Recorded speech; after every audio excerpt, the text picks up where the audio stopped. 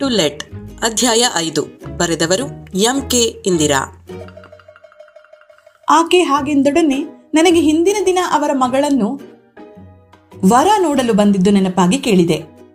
ನಿನ್ನೆ ನಿಮ್ಮ ಮಗಳನ್ನ ನೋಡಕ್ ಬಂದಿದ್ರಲ್ಲ, ಏನ್ ಹೇಳಿದ್ರು? ಆಕೆ ಮೂಗು ಅರಳಿಸಿ ಅಂದರು. ಅಯ್ಯೋ, ಅವರನ್ನೋದೇನ್ ಬಂತು ಸದ್ಯ. ನಮ್ ಶಕ್ಕೂನೇ ಒಪ್ಲಿಲ್ಲ. ಆ ಹುಡುಗಂಗೆ ತಾಯಿ ತಂದೆ ಯಾರೂ ಇಲ್ವಂತೆ. ಬರೀ ಸ್ನೇಹಿತರನ್ನೇ ಕಟ್ಕೊಂಡ್ ಬಂದಿದ್ದ ಅವನು. ನಮ್ ರಮೇಶನ್ ಸ್ನೇಹಿತ ಹೇಳದ್ನಂತೆ ಈ ವರಾನ. ಗೊತ್ತು ಗುರಿ ಇಲ್ದೆ ನಾ ಮಾಡ್ಕೊಳ್ಳೋದಿಲ್ಲ ಅಂದ್ಬಿಟ್ಲು ನಮ್ ಶಕ್ಕು. ಅವಳಿಗೆ ಒಂದಿಷ್ಟ. ನಿಮ್ ಶಕ್ಕು ಎಲ್ಲ ಥರನು ಮಾತಾಡ್ತಾಳೆ ಬಿಡಿ. ಹಿಂದೊಂದ್ಸತಿ ತುಂಬಿದ ಮನೆಯವರೇ ಬಂದಿದ್ರಲ್ಲ, ಅತ್ತೆ ಮಾವ ಅತ್ಗೆ ನಾದ್ನಿ ಎಲ್ಲ ಬಂದಿದ್ರು. ಆಗ ಆ ತುಂಬಿದ ಮನೆಗ್ ನಾ ಹೋಗಲ್ಲ, ಹುಡುಗ ಒಬ್ನೇ ಇರ್ಬೇಕು ಅಂತ ಹೇಳಿದ್ಲು. ಈಗ ನೋಡಿದ್ರೆ ಹೀಗ್ ಹೇಳ್ತಾಳೆ. ರುಕ್ಕಮ್ಮ ಹಿಂದೆ ಮುಂದೆ ನೋಡದೆ ಹೇಳಿದಳು. ಆಕೆ ಅದನ್ನೂ ತಪ್ಪು ತಿಳಿದುಕೊಳ್ಳಲಿಲ್ಲ. ಏನೋ ಈಗಿನ ಕಾಲದ ಹುಡುಗ್ರಮ್ಮ ಯಾವುದನ್ನು ಬಡಪೆಟ್ಟಿಗೆ ಒಪ್ಪುದೇ ಇಲ್ಲ. ನನ್ ಮದ್ವೆ ಆದಾಗ ನಮ್ಮನೆಯವರು ನನ್ನ ನೋಡ್ಲೇ ಇಲ್ಲ. ನಾನಂತೂ ಮದ್ವೆ ಆದ್ಮೇಲೆ ಅವರನ್ನ ಸರಿಯಾಗಿ ನೋಡಿದ್ದು, ನಮ್ಮತ್ತೆ ಒಪ್ಪಿದ್ದು ಮಾಡಿದ್ದು. ಈಗ ಹಾಗೆ ಮಾಡೋಕುಂಟೆ? ನಮ್ಮವರು ಯಾವಾಗಲೂ ಮುಂದೆ ಹೋಗಿ ಮನೆ ಸೇರಿಕೊಂಡಿದ್ದರು. ನಾವು ವಠಾರದ ಬಾಗಿಲಿಗೆ ಹೋಗುವುದರಲ್ಲಿ 6:30 ಗಂಟೆ ಆಗಿ ಹೋಗಿತ್ತು. ಇನ್ನು ಸಂಜೆಯ ಅಡುಗೆಯಾಗಿಲ್ಲವಾದ್ದರಿಂದ ರುಕ್ಕಮ್ಮ ಬೇಗ ಬೇಗ ಕಾಲು ಹಾಕಿದಳು. ಮನೆಯ ಕಡೆಯಿಂದ ಓಡೋಡಿ ಬಂದ ಅಂಬಚ್ಚಿ ರುಕ್ಕಮ್ಮನ ನೆರಿಗೆಯನ್ನು ಹಿಡಿದು ಹೇಳಿದಳು. ಅಮ್ಮ, ಮೂಟೆ ಲಕ್ಷ್ಮಿ ಬಂದಿದ್ದಾಳೆ. ಎಷ್ಟೊತ್ತಾಯ್ತು ಗೊತ್ತಾ? ನಿನ್ನೆ ಕಾಯ್ತಾ ಕೂತಿದ್ದಾಳೆ. ಮೂಟೆ ಲಕ್ಷ್ಮಿ ಅಂದರೆ ಮೂಟೆ ಜವಳಿ ತರುವ ಹೆಂಗಸಿರಬೇಕು ಎಂದು ನಾನು ಭಾವಿಸಿಕೊಂಡೆ. ನಮ್ಮೂರ ಕಡೆ ಕೆಲವು ಹೆಂಗಸರು ಮೂಟೆ ಜವಳಿ ವ್ಯಾಪಾರ ಮಾಡುವುದುಂಟು. ಇಲ್ಲಿಯೂ ಇರಬಹುದು ಆ ಪದ್ಧತಿ ಅಂದುಕೊಂಡೆ. ರುಕ್ಕಮ್ಮ ಬೇಗ ಬೇಗ ಕಾಲು ಹಾಕಿದಳು. ನಾನು ಹಿಂದಿನಿಂದ ಹೋದೆ. ಎಲ್ಲೋ ಅಡ್ಡಜ್ಞಾನದಲ್ಲಿ ನಾನು ಕಾಮಾಕ್ಷಮ್ಮನನ್ನೇ ಮರೆತೆ. ಅವರೇ ತಮ್ಮ ಮನೆ ಬಾಗಿಲಲ್ಲಿ ನಿಂತು ದೊಣ್ಣೆಯಂತೆ ಮುಂದೆ ಹೋಗುತ್ತಿದ್ದ ನನ್ನನ್ನು ಕರೆದು ಹೇಳಿದರು. ಹೋಗ್ಬಿಟ್ ಬರ್ತೀರಾ? ಪಾಪ, ನಿಮ್ಗೆ ತುಂಬಾ ಹೊತ್ತಾಯ್ತು. ನಾನು ಐಬು ತೋರದಂತೆ ಹಿಂತಿರುಗಿ, ಅಯ್ಯೋ ನನಗೇನು ಹೊತ್ತು, ಪಾಪ ನಿಮ್ಗೆ ಹೊತ್ತಾಯ್ತು. ಇನ್ನೂ ಸಂಜೆ ಅಡಿಗೆ ಆಗ್ಬೇಕೋ ಏನೋ, ನಮ್ಮಿಂದ ನಿಮ್ಗೂ ತೊಂದರೆ ಆಯ್ತು ಎಂದೆ. ಅಯ್ಯೋ ಬಿಡಿ, ಒಂದ್ ಅಕ್ಕಿ ತೊಳೆದಿಡೋದು ಯಾವ ಮಹಾ ಕೆಲ್ಸ ಅಂದುಕೊಂಡು ಆಕೆ ಮನೆಯೊಳಗೆ ಕಾಲಿಟ್ಟರು. ನಾನು ಮನೆಗೆ ಬಂದೆ. ನಮ್ಮವರು ಹಾಲ್ನಲ್ಲಿ ಪಿಳಿಪಿಳಿ ಕುಳಿತಿದ್ದಾರೆ. ಶಾರದೆ ನೀರಿನ ಕೆಲಸ ಮುಗಿಸಿ ಹಾಲು ತಂದಿಟ್ಟು ಪಾಠ ಓದಲು ಕುಳಿತಿದ್ದಳು. ಮೂಟೆ ಲಕ್ಷ್ಮಿ ಎಲ್ಲೆಂದು ನಾನು ಅತ್ತಿತ್ತ ನೋಡಿದೆ. ಅಡಿಗೆ ಮನೆಯಲ್ಲಿ ಒಂದು ಅಂಕಣ ಅಗಲಕ್ಕೆ ಒಬ್ಬ ಹೆಂಗಸು ಕುಳಿತಿದ್ದಳು. ನನಗೆ ಏಕೋ ಒಂದು ತರವಾಯಿತು ಆಕೆಯನ್ನು ನೋಡಿ. ಜವಳಿ ಮೂಟೆಯನ್ನು ಹೊತ್ತ ಒಬ್ಬಳು ಬಡಕಲು ಹೆಂಗಸನ್ನು ನಾನು ಕಲ್ಪಿಸಿಕೊಂಡಿದ್ದೆ. ಅಲ್ಲಿ ನೋಡಿದರೆ ತೀರ ಆತ್ಮೀಯಳಂತೆ ಅಡುಗೆ ಮನೆಯಲ್ಲೇ ಕೂತಿರುವ ಸ್ಥೂಲಾಂಗಿ. ರುಕ್ಕಮ್ಮ ಬೇಗ ಬೇಗ ಕಾಲು ತೊಳೆದು ಬಂದು ದೇವರ ದೀಪ ಸರಿ ಮಾಡಿ ನಮಸ್ಕಾರ ಮಾಡಿ ತುಳಸಿಗೆ ಕುಂಕುಮವಿಟ್ಟು ಸ್ಟೋವ್ ಹತ್ತಿಸಿದಳು. ಮಧ್ಯೆ ಆಕೆಯನ್ನು ಕೇಳಿದಳು, ಎಷ್ಟೊತ್ತಾಯ್ತೆ ನೀ ಬಂದು? ನಾವಿಲ್ಲಿಂದ ಹೊರಟಾಗ್ಲೇ 4 ಗಂಟೆ. ಆಮೇಲೆ ಬಂದ್ಯಾ ನೀನು? ಇಲ್ಲ ರುಕ್ಕಮ್ಮ, ಈಗ ಬಂದ್ 10 ನಿಮಿಷ ಆಗಿರ್ಬೋದಷ್ಟೇ. ಯಾಕೆ ಇಷ್ಟೊತ್ತು ಮಾಡ್ಕೊಂಡ್ ಬಂದೆ? ಈಗ ಹೋಗ್ಬೇಡ್ವೇನು ಮನೆಗೆ? ಆಕೆ ಕಣ್ಣು ಕಿರಿದು ಮಾಡಿ ನಕ್ಕು ಹೇಳಿದಳು. ಹ್ಞೂ, ಮತ್ತೆ ಹೋಗ್ಬೇಡ್ವೆ? ಅಡಿಗೆ ಮಾಡಿಟ್ ಬಂದಿದ್ದೀನಿ. ಅದ್ಯಾರಿಗೋ ಮನೆ ಬೇಕು ಅಂತ ಅಂದಿದ್ರಂತೆ ನಿಮ್ಮ ಯಜಮಾನ್ರು. ನಮ್ಮನೆ ಬೀದಿಲಿ ಒಂದ್ ಮನೆ ಇದೆ, ಬೇಕಾದ್ರೆ ಬಂದ್ ನೋಡ್ಲಿ, ಹೋಗಿ ಹೇಳ್ಬಿಟ್ ಬಾ ಅಂದ್ರು. ನಾಳೆ ಮಧ್ಯಾಹ್ನ ಅವ್ರು ಬರ್ತಾರಂತೆ ಚಾಮರಾಜಪೇಟೆಯಲ್ಲಿರೋ ಮನೆ ತೋರ್ಸಕ್ಕೆ. ನನಗೆ ಎಲ್ಲಿಲ್ಲದ ಸಂಭ್ರಮವಾಯಿತು. ಆಕೆ ಯಾರೆಂದು ತಿಳಿಯುವ ಗೋಜಿಗೂ ಹೋಗಲಿಲ್ಲ. ಮೊದಲಿಗೆ ಹೇಳಿದೆ, ನಮ್ಗೆ ಕಣ್ರಿ ಮನೆ ಬೇಕಾಗಿರೋದು. ಸದ್ಯ ನೀವೊಂದ್ ಮನೆ ತೋರ್ಸಿದ್ರೆ ತುಂಬಾ ಉಪಕಾರ ಆಗುತ್ತೆ. ಈಗ ಅದಕ್ಕೆ ಅಂತಲೇ ಹೋಗಿದ್ವಿ, ಅದೇನೋ ಸರಿ ತೋರ್ಲಿಲ್ಲ. ಅಂತೂ ಸಿಕ್ಕು ತನಕನೂ ನೋಡ್ತಾನೆ ಇರ್ಬೇಕಲ್ಲ. ರುಕ್ಕಮ್ಮ ನನ್ನನ್ನು ಕೇಳಿದಳು. ಅರೆ ಚಿಕ್ಕಮ್ಮ, ಇದ್ ಯಾರು ಗೊತ್ತಾಯ್ತೆ? ನಮ್ ಕೋದಂಡು ಹೆಂಡ್ತಿ ಲಕ್ಷ್ಮಿ. ಮದುವೆ ಆದ್ಮೇಲೆ ಅದೇನ್ ಮೈ ಬಂತೋ ಏನೋ ಈ ಹುಡುಗಿಗೆ. ನಾ ಬೇರೆ ಕಾಣೆ. ಆ ಪುಣ್ಯಾತ್ಮನ್ ನೋಡಿದ್ರೆ ಅದೇ ಪ್ಯಾತರಟಿ ಸ್ವರೂಪವೇ. ಅದಕ್ಕೆ ಹೆಂಡ್ತಿನ ಮೂಟೆ ಲಕ್ಷ್ಮಿ ಅಂತ ಕರೀತಾನೆ. ಇವಳಂತೂ ಕರಗ್ಲಿ ಅಂತ ಪಾಪ ಏನೇನೋ ಮಾಡ್ತಾಳೆ. ಬರೀ ಒಣಕಲ್ ಚಪಾತಿ ತಿನ್ಕೊಂಡು ಕಾಫಿ ಕುಡ್ಕೊಂಡಿದ್ದಾಳೆ. ಅನ್ನನೇ ಮುಟ್ಟೋಲ್ಲ ಗೊತ್ತಾ. ಆದ್ರೂ ಆ ಗಾಳಿ ಅದೆಲ್ ಬಂದು ತುಂಬಿಕೊಳ್ಳುತ್ತೋ ಏನೋ ಇವಳ ಮೈಗೆ. ನಾ ಬೇರೆ ಕಾಣೆ. ಚೌಕನ್ನಾಗಿ ಬಾಯಿ ಕಳೆದು ಕಿಲಿಕಿಲಿ ನಕ್ಕಳು ಲಕ್ಷ್ಮಿ. ಆಕೆ ಇನ್ನೂ ಹುಡುಗಿ ಎಂದು ನನಗೆ ಆಗ ಅರ್ಥವಾಯಿತು. ಶಿವಮೊಗ್ಗೆಯಿಂದ ಬಂದಿರೋದು ಇವ್ರೇನಾ? ಲಕ್ಷ್ಮಿ ಕೇಳಿದಳು. ಹೂನ್ ಕಣೆ. ನಿಮ್ಮನೆ ಹತ್ರ ಇರೋ ಮನೆ ನೀನ್ ನೋಡಿದೀಯಾ? ಬಾಡಿಗೆ ಎಷ್ಟಂತೆ? ಇಲ್ಲಪ್ಪ, ನಾನ್ ನೋಡಿಲ್ಲ, ಅವರು ನೋಡಿಲ್ಲ. ಅವ್ರ ಸ್ನೇಹಿತರು ಯಾರು ನೋಡಿದಾರಂತೆ. ನಾಳೆ ಅವರೇ ಬರ್ತಾರಲ್ಲ, ಗೊತ್ತಾಗತ್ತೆ. ನಾನು ಕಾಲು ತೊಳೆದು ಹೋಗಿ ಆಕೆಯ ಪಕ್ಕದಲ್ಲಿ ಕುಳಿತೆ. ರುಕ್ಕಮ್ಮ ಬಿಸಿ ಬಿಸಿ ಕಾಫಿ ಮುಂದಿಟ್ಟಳು. ನಮಗೂ ಕಾಫಿ ಬೇಕಾಗಿತ್ತು. ಲಕ್ಷ್ಮಿ ಲೋಟ ಕೈಗೆತ್ತಿಕೊಳ್ಳುತ್ತಾ ಕೇಳಿದಳು, ಅಯ್ಯೋ, ಈಗ ನನಗೆ ಅಂತ ಕಾಫಿ ಮಾಡಿದ್ರ ರುಕ್ಕಮ್ಮ? ಇಲ್ಲ ಕಣೆ, ನಂಗೇನ್ ತಾನೇ ಮಾಡ್ದೆ. ಆ ಮನೆ ನೋಡ್ಕೊಂಡ್ ಬಂದಿದ್ದು ಮನ್ಸಿಗೆ ಏನೋ ಒಂಥರ ಮುಜುಗರ ಆಗ್ಬಿಟ್ಟಿತ್ತು. ಬಿಸಿ ಬಿಸಿಯಾಗಿ ಒಂದ್ ಲೋಟ ಕಾಫಿ ಕುಡಿಯೋಣ ಅನ್ನಿಸ್ತು, ಮಾಡ್ದೆ. ಆ ವೇಳೆಗೆ ಅಶ್ವತ್ಥನು ಬಂದ. ಅವರಿಗೂ ಕಾಫಿ ಆಯಿತು. ಲಕ್ಷ್ಮಿ ಅಶ್ವತ್ಥನಿಗೂ ವಿಷಯ ತಿಳಿಸಿ ಹೊರಟಳು. ರುಕ್ಕಮ್ಮ ಅವಳಿಗೆ ಕುಂಕುಮ ಕೊಡುತ್ತಾ ಅಂದಳು, ಅಲ್ವೇ, ಹಾಗೆ ಅವನು ಒಂದ್ ಹೆಜ್ಜೆ ಬಂದಿದ್ರೆ ಆಗ್ತಿತ್ತಲ್ಲ? ಇಲ್ಲ ರುಕ್ಕಮ್ಮ, ಅವ್ರು ಸಂಜೆ ಹೊತ್ತು ಒಂದ್ ಸೊಸೈಟಿಲಿ ಲೆಕ್ಕ ಬರೆಯೋದೊಂದ್ ಕೆಲಸ ಅಂಟಿಸ್ಕೊಂಡ್ ಬಿಟ್ಟಿದ್ದಾರೆ. ಅದೇನವ್ರಿಗೆ ಬೇಜಾರಾಗುಲ್ವೋ ಏನೋ. ಲೇ ಶಾರದಾ, ಹೋಗೆ ಲಕ್ಷ್ಮಿ ಜೊತೆಗೆ ಬಸ್ ಸ್ಟಾಪಿನ ತನಕ. ಕತ್ಲೆ ಹೊತ್ತು ಬೇರೆ. ಅವಳು ಬಸ್ ಹತ್ತದ ಮೇಲೆ ಮನಿಗ್ ಬಾ, ಹೋಗು. ಶಾರದೆ ಚಿನ್ನುವನ್ನು ಎತ್ತಿಕೊಂಡೇ ಹೊರಟಳು. ಲಕ್ಷ್ಮಿ ನಡೆಯುವಾಗ ನೋಡಿದೆ, ನಿಜವಾಗಿಯೂ ಮೂಟೆಯೇ ಸರಿ. ಗುಜ್ಜಾನೆಯಂತೆ ನಿಧಾನವಾಗಿ ನಡೆದಳು. ಈಗ ನಿಜವಾಗಿಯೂ ಆ ಹುಡುಗಿಯ ಮೇಲೆ ನನಗೆ ಕನಿಕರವಾಯಿತು. ಪಾಪ, ನಮ್ಗೋಸ್ಕರ ಈ ಹುಡುಗಿ ಆ ಮೂಟೆ ಮೈ ಹೊತ್ಕೊಂಡು ಅಲ್ಲಿಂದ ಇಲ್ಲಿಗೆ ಬಂದ್ಲಲ್ಲ. ಅಶ್ವತ್ಥ ಕೇಳಿದ, ಕಾಮಾಕ್ಷಮ್ಮ ಹೇಳಿದ ಮನೆ ನೋಡ್ಕೊಂಡ್ ಬಂದ್ರಾ? ರುಕ್ಕಮ್ಮ ಅಣಕವಾಡಿದಳು, ಓಹೋ, ನೋಡ್ಕೊಂಡ್ ಬಂದ್ವಪ್ಪ. ದಿವ್ನಾಗಿದೆ ಮನೆ. ನಾವೇ ಹೋಗ್ಬಹುದಪ್ಪ ಆ ಮನೆಗೆ. ಬಾಡಿಗೆ ಸಿಕ್ಕಾಪಟ್ಟೆ ಕಮ್ಮಿ. ಅವಳು ಹೇಳಿದ ರೀತಿಯಲ್ಲೇ ಅವನಿಗೆ ಅರ್ಥವಾಗಿತ್ತು. ಅವನು ಹೆಂಡತಿಯನ್ನು ಬಿಟ್ಟು ನಮ್ಮವರನ್ನು ಮೆಲ್ಲಗೆ ಕೇಳಿದ, ಯಾಕ್ ಚಿಕ್ಕಪ್ಪ, ಚೆನ್ನಾಗಿಲ್ವೇ ಮನೆ? ನಮ್ಮವರು ಮೆಲ್ಲ ಮೆಲ್ಲಗೆ ಎಲ್ಲವನ್ನೂ ಹೇಳಿಕೊಂಡಿದ್ದರು. ನನಗೆ ಆಗಲೇ ರಾತ್ರಿಯ ಚಿಂತೆ ಪ್ರಾರಂಭವಾಗಿತ್ತು. ಅಂದು ರಾತ್ರಿಯೂ ಮುನ್ನೆಚ್ಚರಿಕೆಯಾಗಿ ಮೊದಲೇ ಒದ್ದೆ ಸೀರೆಯ ಕೋಟೆ ಕಟ್ಟಿ ಮಲಗಿಕೊಂಡೆ. ಯಥಾ ಪ್ರಕಾರ ಸೀತಮ್ಮನ ಮೋರಿಯ ಸದ್ದು, ಇಲಿ ಹೆಗ್ಗಣಗಳ ಗದ್ದಲ ಆದರೂ ಹಿಂದಿನ ದಿನಕ್ಕಿಂತ ಬೇಗನೆ ನಿದ್ರೆ ಬಂದಿತು. ಆದರೆ ಬೆಳಗಿನ ಕಕ್ಕಸಿನ ಕಾರ್ಯಕ್ರಮಕ್ಕೆ 4 ಗಂಟೆಗೆ ಎಬ್ಬಿಸಬೇಕು ಎಂದು ರುಕ್ಕಮ್ಮನನ್ನು ಕೇಳಿಕೊಂಡಿದ್ದೆ. ಮರುದಿನ ಬೆಳಗಿನ ಜಾವ 4 ಗಂಟೆಗೆ ಎದ್ದು ಬಿಸಿ ಬಿಸಿ ಕಾಫಿ ಕುಡಿದು ಮತ್ತೊಂದು ಬಗೆಯ ಹಿಂಸೆಯಲ್ಲಿ ಆ ಕಾರ್ಯಕ್ರಮ ಮುಗಿಸಿಯಾಯಿತು. ಮಧ್ಯಾಹ್ನ ಕೋದಂಡುವಿನ ದಾರಿ ಕಾಯುತ್ತಾ ಕುಳಿತೆವು. ಮಧ್ಯಾಹ್ನ 3 ಗಂಟೆಗೆ ಕೋದಂಡು ಬಂದ. ಮೂಟೆ ಲಕ್ಷ್ಮಿಯ ಗಂಡ ಕೋದಂಡು ಕೋಲಿನಂತಿದ್ದಾನೆ. ಅವನು ಹೇಗಾದರೂ ಇರಲಿ, ಈಗ ನಮಗೆ ಅವನೇ ಆಪದ್ಬಾಂಧವ. ಗಂಡ ಹೆಂಡತಿ ಇಬ್ಬರೂ ಒಳ್ಳೆಯ ಹುಡುಗರು. ಕೋದಂಡುವನ್ನು ನಮ್ಮವರು ಯಾವಾಗಲೂ ನೋಡಿದ್ದರಂತೆ. ಆತ ಬರುವಾಗಲೇ ನಗುನಗುತ್ತಾ ಒಳಗೆ ಬಂದು ನಮ್ಮವರಿಗೆ ನಮಸ್ಕರಿಸಿ ಗಡಿಯಾರ ನೋಡಿಕೊಳ್ಳುತ್ತಾ ಹೇಳಿದ, ಈಗ್ಲೇ ಹೊತ್ತಾಗ ಹೋಯ್ತು. ನನಗಿವತ್ತು ಒಪ್ಪತ್ತೆ ಆಫೀಸು. ಊಟ ಮಾಡ್ಕೊಂಡೇ ಹೊರಟೆ. ನಾಳೆ ಹೋಗ್ಬೋದಾಗಿತ್ತು, ಆದ್ರೆ ಈಗೀಗಂತೂ ಈಗ ನೋಡಿದ ಮನೆ ಇನ್ನೊಂದು ಗಳಿಗೆಗೆ ಭರ್ತಿಯಾಗಿ ಹೋಗುತ್ತೆ. ನನ್ ಸ್ನೇಹಿತ ಹೇಳಿ ಆಗ್ಲೇ 3 ದಿನ ಆಯ್ತು. ನನಗ್ ಪುರ್ಸೊತ್ತೇ ಆಗ್ಲಿಲ್ಲ. ಏನ್ ಮಾಡ್ಲಿ? ನಮ್ಮವರಾಗಲೇ ಲಘು ಬಗೆಯಿಂದ ಕೋಟು ಧರಿಸಿದರು. ರುಕ್ಕಮ್ಮ ಕೋದಂಡುವಿನ ಮುಂದೆ ಕಾಫಿ ಇಡುತ್ತಾ ಹೇಳಿದಳು, ಪರವಾಗಿಲ್ಲ ನಡಿ, ನಾನು ಬರ್ತೀನಿ. 4 ದಿನಾನಾದ್ರೂ ಶ್ರಮ ಪಡೆದೆ ಈ ಊರಲ್ಲಿ ಮನೆ ಸಿಕ್ಕುತ್ಯೆ. ಸಂಜೆ 7 ಗಂಟೆವರೆಗೂ ಸುತ್ತಿ ಬರೋಣ. ನಾನು ಬೇಗ ಬೇಗ ಸೀರೆ ಬದಲಿಸಿದೆ. ಮತ್ತೆ 10 ನಿಮಿಷದಲ್ಲಿ ರುಕ್ಕಮ್ಮ ಬಾಗಿಲಿಗೆ ಬೀಗ ತಗುಲಿಸಿದಳು. ಅಷ್ಟರಲ್ಲಿ ಕೊಳಕು ಲಂಗದ ಹುಡುಗಿಯೊಬ್ಬಳು ಬಂದಳು, ದೊಡ್ಡ ತಂಬಿಗೆ ಹಿಡಿದು. ಇದ್ರಾಗೊಂದ್ ತಮ್ಗೆ ಕುಡಿಯೋ ನೀರಿದ್ರೆ ಬೇಕಂತೆ. ರುಕ್ಕಮ್ಮ ಕಣ್ಣರಿಳಿಸುವುದರಲ್ಲಿ ಕೋದಂಡು ಉತ್ತರ ಹೇಳಿದ, ನಾವೆಲ್ಲೋ ಹೊರಟಿದೀವಿ, ಮನೆ ಬಾಗಿಲಿಗೆ ಬೀಗ ಹಾಕಾಯ್ತು, ಮತ್ತೆ ತೆಗಿಯೋಕಾಗುಲ್ಲ. ಇನ್ಯಾರ ಮನೇಲಾದ್ರೂ ಇಸ್ಕೋ ಹೋಗಮ್ಮ. ನನಗೂ ಏಕೋ ಬೇಸರವಾಯಿತು. ಏನಾದರೂ ಕೆಲಸಕ್ಕೆ ಹೊರಟಾಗ ಯಾರಾದರೂ ಬಂದು ಅಡ್ಡ ಮಾತಾಡಿದರೆ ಹೋದ ಕೆಲಸ ಖಂಡಿತ ಆಗುವುದಿಲ್ಲ. ಇದು ಎಷ್ಟೋ ಸಾರಿ ಬಂದ ಅನುಭವ. ಕೋದಂಡು ಹೇಳಿದರು ಹುಡುಗಿ ರುಕ್ಕಮ್ಮನ ಮುಖ ನೋಡುತ್ತಾ ನಿಂತಳು. ಅಯ್ಯೋ, ನೀವು ಬನ್ನಿ ಚಿಕ್ಕಮ್ಮ ಎನ್ನುತ್ತಾ ರುಕ್ಕಮ್ಮ ಬಿರ್ರನೆ ಹೊರಟು ಬಂದಳು. ಹುಡುಗಿ ನಿಧಾನವಾಗಿ ನಮ್ಮ ಹಿಂದೆ ನಡೆದು ಬಂದು ತನ್ನ ಮನೆ ಹೊಕ್ಕಳು. ಮೆಟ್ಟಲಿಳಿಯುವಾಗ ರುಕ್ಕಮ್ಮ ಒಟಗುಟ್ಟಿದಳು. ಥೂ, ಪ್ರಾರಬ್ಧಗಳು, ಎಲ್ಲಿಗೆ ಹೊರಟರು ಬಂದು ಅಡ್ಡಾಗುತ್ತವೆ. ಹಿಡಿದು ಚಚ್ಚಿಬಿಡ್ಬೇಕು ಅನ್ಸುತ್ತೆ ಒಂದೊಂದ್ಸರ್ತಿ. ಕೋದಂಡು ನಕ್ಕ. ನಮ್ಮನೆ ವಟಾರದಲ್ಲೇನಂತೀರಿ, ಇದೇ ಗೋಳು. ನಮ್ಗಂತೂ ಸಾಕಾಗಿ ಹೋಗಿದೆ. ಆದ್ರೆ ಏನ್ ಮಾಡೋದು? ಮನೆಯಲ್ಲಿ ಲಕ್ಷ್ಮಿ ಒಬ್ಳೇ ಇರ್ಬೇಕು. ಒಂಟಿ ಮನೆ ಆಗುಲ್ಲ. ವಠಾರ ಅಂದ್ರೆ 4 ಜನ ಹಿರಿ ಹೆಂಗಸರು ಇರ್ತಾರಲ್ಲ ಅಂತ ಕಡೆ ಸಿಕ್ಕಾಕೊಂಡು ಒದ್ದಾಡುದು. ಒಂದು ಮುಟ್ಟು ಮಡಿ ಆದ್ರೆ ಏನೋ ಒಂದು ಚೂರುಪಾರು ಕೆಲಸ ಮಾಡ್ಕೊಡ್ತಾರೆ ಆಚೀಚೆ ಮನೆ ಹೆಣ್ಣುಡುಗರು. ಮನೆ ತುಂಬಾ ಜನ ಇದ್ರೆ ಪ್ರತ್ಯೇಕ ಮನೆ ಮಾಡ್ಕೋಬೋದಪ್ಪ. ನಮ್ಮಂಥೋರು ಇಂಥ ಕಡೆನೇ ಸಾಯ್ಬೇಕು.